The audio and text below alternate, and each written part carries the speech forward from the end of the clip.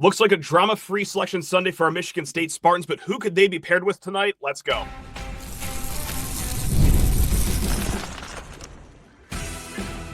You are Locked On Spartans, your daily podcast on the Michigan State Spartans, part of the Locked On Podcast Network, your team every day. Today's episode of Locked On Spartans is brought to you by FanDuel. Right now, new customers can get $200 in bonus bets when your first $5 bet wins. Spartan friends, Spartan family, Locked On Spartans listeners, thank you all so much for tuning into Locked On Spartans, your team in green and white 5 days a week. Please rate, review, subscribe, comment below who you do and do not want to see in the bracket tonight. And guys, this episode has an expiration date of about 5 hours. We are doing an early afternoon preview of Bracketology, and we will be back as soon as we possibly can tonight after the bracket drops. And I got to tell you, I sprung out of bed like Grandpa Joe and Willy Wonka today. I couldn't be in a better mood because Selection Sunday is always a joyous day for us college basketball fans, for our Michigan State fans, specifically the last quarter century, right? Like this amazing tournament streak always means this is a day worth celebrating.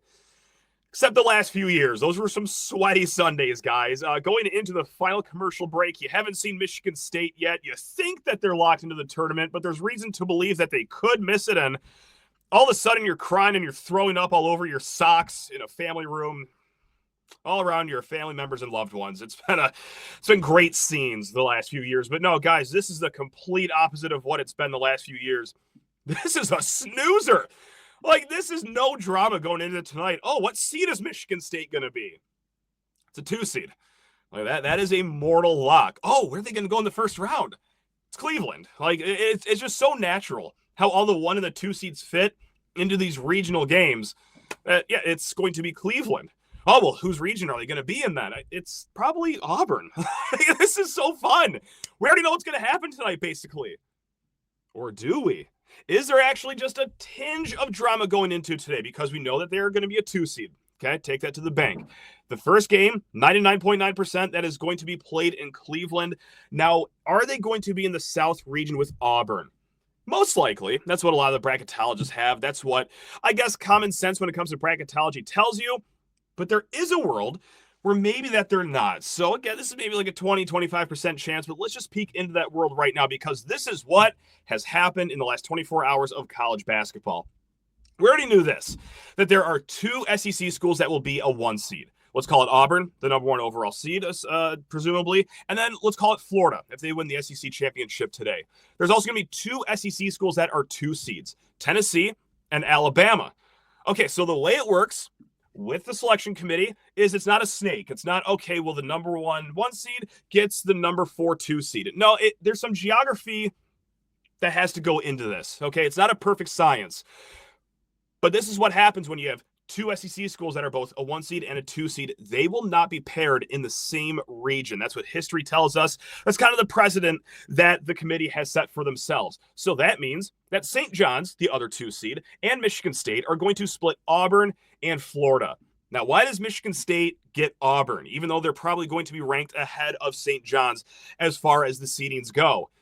Well, the selection committee does it by location preference. They think they're doing Michigan State a favor since we're closer to Atlanta. And hey, since we're ahead of St. John's, we get that preference. St. John's, they'll be shipped out west with Florida. That's how it goes. Now, the world where we miss Auburn's region, okay, Michigan State bows out of the tournament, the Big Ten tournament on Saturday. St. John's, what did they do after their great Big Ten East regular season? They won the Big East tournament, and they did it in style too. Could the committee be swayed to bump up St. John's ahead of Michigan State? Therefore, St. John's, based on location preference, would get Atlanta. Michigan State will be shipped out west with Florida or Tennessee, whoever that SEC 1 seed is. So that's the world. Now, I would be shocked because right now Michigan State is ahead of St. John's in the net. They're ahead of St. John's in KenPom. They're ahead of St. John's in Torvik. Michigan State has the 2nd most quad 1 wins in the country. There's a lot going for Michigan State right now. But at the end of the day, it is humans that are making these selections. So if they want to go a little out of the box, have St. John's go above Michigan State, that's the world. But this is also the lack of drama because when they do the Selection Sunday show, at least in the last few years, the first region read off is the number 1 overall seed. That's Auburn. Then they go down their little region. Okay, who's the 2 seed in Auburn's region? Oh, it's Michigan State. Guys, instead of sweating through our shirts and our hoodies like the last few Selection Sundays, like we're going to know where we're at most likely by the end of the first commercial break. God, I love it here. This is great. Now, that's not to say that I'm going to have a great time being in Auburn's region. Like, yes, they have looked at least somewhat human as of late, losing 3 of their last 4 games, albeit against some really good SEC schools. But there's not really a 1 seed that I would be skipping through the daisies if we got paired with them. So let's go through who Michigan State can be paired with tonight. Okay, we're going to start with the 15 seeds. Now, you might ask, hey, Matt, who do you want to be paired up with here? Okay, my answer, because I'm a coward, because I'm a scared little baby, there's actually no one. Like, I can work myself up and will work myself up over any team. I don't care if it's the 15 seeds like Robert Morris, Bryant, Omaha, Wofford. I don't care if it's East Lansing High School, which, by the way, congrats on their state title the other day. I can get wound up over any team. Want to make that crystal clear. I'm not going to say Michigan State is guaranteed to beat any of these teams that I'm about to read off, but here is your menu of 15 seeds. We went over to the bracket matrix. They compile all the brackets on the internet, so this is why we're talking about these 4 schools for the 15 seed tonight. Robert Morris out of the horizon. They are outside the both. Let me start this over. For offensive and defensive efficiency, they're outside the top 140 in both metrics. However, Robert Morris, 16-1 in their last 17 games, their lone loss by just 2 points. So Robert Morris, that's a hot 15 seed. Bryant, out of the American East. Now, they're outside the top 150 in both offense and defense as well, but they are 17-2 in their last 19 games, both losses within 6 points. They are long, they're athletic, so that would be one that I wouldn't necessarily want to be paired with. Omaha. How about that for a storyline? Go ahead and get the school that Frankie Fiddler transferred from. They won the Summit League this year. They're top 80 in offense, but they are outside the top 200 in defense. And then you got the Wofford Terriers out of the Southern Conference, who just went 10-8 in conference play. However, they do have a top 100 offense in the nation, and, well, they're outside the top 200 in defense, kind of just like Omaha. Now, should Michigan State get either of these schools, we'll get a little more in-depth with it tonight, but that is your menu of 15 seeds right now. Most likely, 90% chance it's going to be one of those 4 schools. So opposite of that, in the 7-10 game, now these are going to be schools that, like, you've heard about coming up. So again, we went on over to Bracket Matrix. I looked at the 4 7 seeds that are compiled. And surely could Illinois slip into a 7 seed? Perhaps. Could Marquette? I guess. But here are the 4 schools. It's St. Mary's, Mizzou, Gonzaga, Kansas. So St. Mary's, if it's them, I'm actually going to kind of go in order for the 7 seeds of, like, who I'd most want to see as the 7 seed to who I definitely don't want to see as the 7 seed. Again, I'm not going to say St. Mary's is an automatic win because they have 2 losses since January, but that such is life in the conference they play in over there. They've lost to Gonzaga in the title game. They're 55th in the country in offense, top 10 in defense. So maybe it's just because I'm salty. Because of last year, I had St. Mary's in my Final Four. I got really cute. And then the first game, it looked like they've never even played the sport of basketball in their entire life. Certainly not still bitter about that. But yeah, that's St. Mary's. I, again, will lose sleep over any opponent. That's maybe the one I'd lose the least amount of sleep over. Mizzou, out of the SEC, the mighty strong SEC. They're another 7 seed on the menu.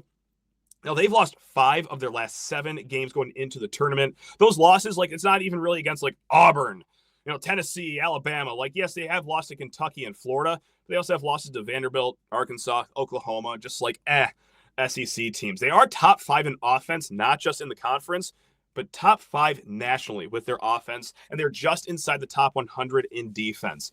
Now, the 2 schools or the 2 programs that, boy, I might have a jump scare if I see them as our 7 seed that we're up against. It's Gonzaga, okay? 13th in the nation in offense, 29th in defense. Even though they've lived most of the regular season in the tournament bubble, metrically, like, they're actually doing pretty good. They are 9-2 since February. Now, those 2 losses against St. Mary's, and they certainly avenged that loss in the conference tournament championship game. They are number 11 in Torvik. So this is a very highly rated team as far as the metrics go for a 7 seed. They have great players like Ryan Nemhard, senior guard. They have a great front court, Graham Ike, Ben Gregg. So that would be a tough-ish draw for Michigan State if Gonzaga is the 7 seed. But the one that I don't want to see, which will be inevitable, we already know this is going to happen, Kansas. Now, that might sound silly. You're saying, what are you talking? Like, the Kansas that has gone 6-7 to end their season? Like, that Kansas is what you're worried about over there, you coward? Yeah, it is. Now, they are 42nd in offense, still top 10 in defense. But I go back to the conversation we had with Evan Miyakawa. He is just a fantastic college basketball mind. and we talked brackets. What can give you the edge? He said, look for the teams that were rated very high going into the season, that have low seeds going into the tournament, because it's not a perfect science, but more times than not, they will outperform. They will show who they were supposed to be in the preseason. So keep an eye out on that. So it just seems like also that Kansas is going to be the inevitability because this is a made-for-TV tournament. Like, there's storylines everywhere. You think that they're going to look at, Blue Blood Kansas, and who's the 2 seed? Blue Blood Michigan State. Let's have Bill Self and Tom Izzo do a nice little dance for us here on CBS. That's going to be a lock. Anyway, the 10 seeds on the menu, guys. Bracket Matrix tells us Utah State, Oklahoma, Arkansas, West Virginia. Could Vanderbilt slip into there? Of course, A.J. Hoggard coming back to play Michigan State would be made for TV. Baylor could also be one of these 10 seeds too, but just a real quick rundown because there's more, I guess, fluidity with the 10 seeds. Utah State, really strong on offense, okay? Like, yeah, not the greatest defensive team, but that's an offense coming out of the Big West, or I'm sorry, the Mountain West, that you'd have to respect. Oklahoma would be another made-for-TV matchup. Jeremy Fears' younger brother, Jeremiah Fears, yes, he plays and stars for the Sooners. Now, they have only 7 wins since January, so it's been a struggle bus for Oklahoma, but they still have the 30th ranked offense. Arkansas, they've had a nice little strong finish to their season, really strong on defense, not so much on offense, but hey, with the talented players they have in Fayetteville, wherever Arkansas plays. Sorry, got ahead of my skis there, guys. At the Arkansas program, the talented players they have there, you'd have to respect it. You got to respect all these teams. Even West Virginia, who's pegged to be another 10 seed, they are 6-9 in their last 15 games, but again, you're not going to sleep on any team in March. I know I'm saying that so many times. You're probably banging your head against the drywall, but that is true. So what is my guess? What am I assuming for tonight? The 2 seed in Auburn's region is what I'm assuming. I think they'll get Robert Morris as the 15 seed. I'm not really, married to that. I'm not saying that's a lock. But for the 7-10 game, my first guess would be Arkansas versus Kansas as the 7-10 game. And right behind that, my second guess, Oklahoma versus Gonzaga. Now, if CBS could have it their way, they'd have Oklahoma and Kansas as a 7-10 game, but they're both from the Big 12, and they wouldn't do that. So those are my 2 guesses. Michigan State gets a lot of eyeballs on them. How can we make that even more appealing? How can we set second-round tournament ratings records? Yeah, by putting us against either Mark Few or Bill Self. So stay tuned for that one. All right, guys, we will be back later on today, assuming my voice still works. I tried to give it a go recording at midnight last night. Sounded like I was crying 2 minutes in because my voice is just fading. Shout out to T. But yeah, guys, we will be back later on. We'll talk more about Michigan State's exit from the Big Ten tournament, how we feel about that. Sorry, it's been kind of silent after that. It's not like we're dodging the game or anything. For God's sakes, we've been talking about Michigan State sports daily since 2019. We've seen some stinkers of games, stretches of stinkers of games. Like, just one game isn't the reason why we've avoided talking about that one. We'll get to it tonight. Just had to do a little bracket breakdown. Oh, what a great day. I love it here. Let's go, guys. Love you all. Go.